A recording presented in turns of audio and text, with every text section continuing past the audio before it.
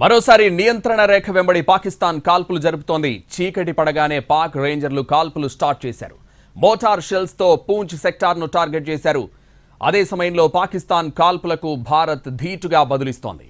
ప్రస్తుతం అమృత్సర్ దగ్గర నుంచి మా ప్రతినిధి రాధాకృష్ణ లైవ్ లో సిద్ధంగా ఉన్నారు. అక్కడ పరిస్థితి ఎలా ఉందో వివరించేందుకు రాధాకృష్ణ, ప్రస్తుతం అక్కడ ఎలా ఉంది సిచ్యువేషన్?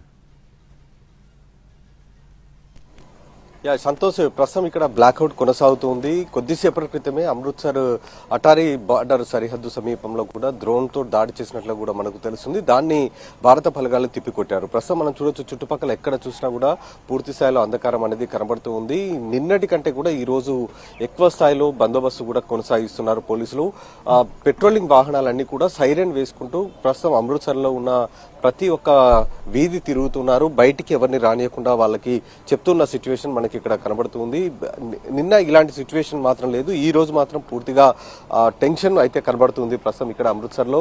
ఎందుకంటే కొద్దిసేపటి క్రితమే ఆ బార్డర్ దగ్గర వాళ్ళు డ్రోన్ అటాక్ తోటి పాకిస్తాన్ కి సంబంధించిన సైన్యం దాడి చేయడానికి ప్రయత్నం చేయడంతో బలగాలు తిప్పికొట్టాయి. ఈ నేపథ్యంలోనే ఒక్కసారిగా అమృత్సర్ పరిసర ప్రాంతాల్లో టెన్షన్ వాతావరణం అయితే కొనసాగుతుంది. ఎందుకంటే గురుద్వారాలను టార్గెట్ చేసుకుంటూ దాడులు చేయాలని పాకిస్తాన్ భావించింది అనేది పక్క సమాచారం సేకరించారు. అందుకు తగ్గట్టుగానే ఆధారాలు లభించిన తర్వాత ప్రస్తుతం ఈ గురుద్వారాలు ఎక్కడెక్కడ ఉన్నాయో ఆ ప్రాంతాల వద్ద అయితే బందోబస్తుతో పాటు భద్రతను కట్టుదిట్టం చేసిన వైనం అయితే మనకు కనబడుతుంది. ప్రధానంగా ఈ అమృత్సర్ కు సంబంధించిన 6 జిల్లాలు, పంజాబ్ కు సంబంధించిన 6 జిల్లాలు ఏవైతే ఉన్నాయో సరిహద్దు ప్రాంతం వెంబడి, ఆ ప్రాంతం వెంబడి మాత్రం ప్రస్తుతం భద్రతను కట్టుదిట్టం చేశారు.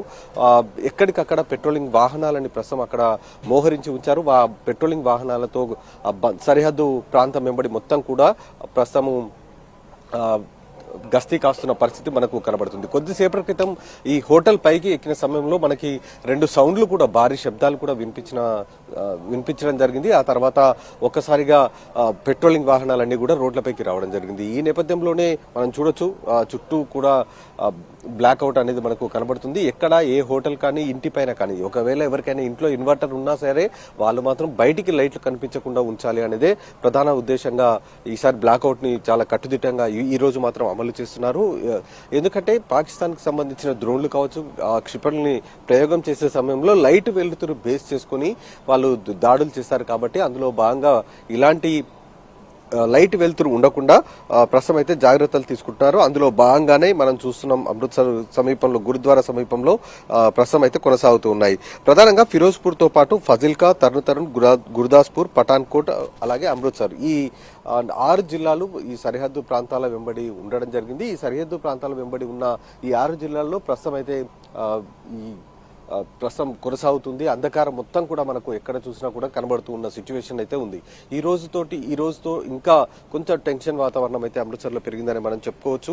ఉదయం మనం ఎక్కడైతే సరిహద్దు వద్ద ఎన్టీవీ బృందం వెళ్లి అక్కడ చూపించామో అదే ప్రాంతంలో నిషాల్ బౌలి అనే ఒక ప్రాంతంలో చూపించడం జరిగింది. ఇవాళ ఉదయం ఆ ప్రాంతంలోనే అటాక్ చేసినట్లుగా కూడా మనకు తెలుస్తుంది. అక్కడే ప్రస్తుతం డ్రోన్లని కూల్చివేసినట్లుగా ప్రస్తుతం అయితే గుర్తించడం జరిగింది. ప్రస్తుతం అయితే స్థానికులు ప్రధానంగా కొంత టెన్షన్ అయితే పడుతున్నట్టు, ప్యానిక్ కాకుండా అవసరమైన పోలీసులు, ఇటు అధికారులు అయితే అవసరమైన చర్యలు చేపడుతున్నప్పటికీ కొంత టెన్షన్ వాతావరణం అయితే కనబడుతుంది. సంతోష్. రాధాకృష్ణ, మీరున్న సరిహద్దు ప్రాంతం దగ్గర నుంచి ఎంత దూరం వరకు ఈ బ్లాక్అవుట్స్ రిస్ట్రిక్షన్స్ ఉన్నాయి? ఏమైనా నిన్నటితో పోలిస్తే ఈ రోజు ఏమైనా బ్లాక్అవుట్స్ ఎత్తేసిన పరిస్థితి ఏమైనా ఉందా?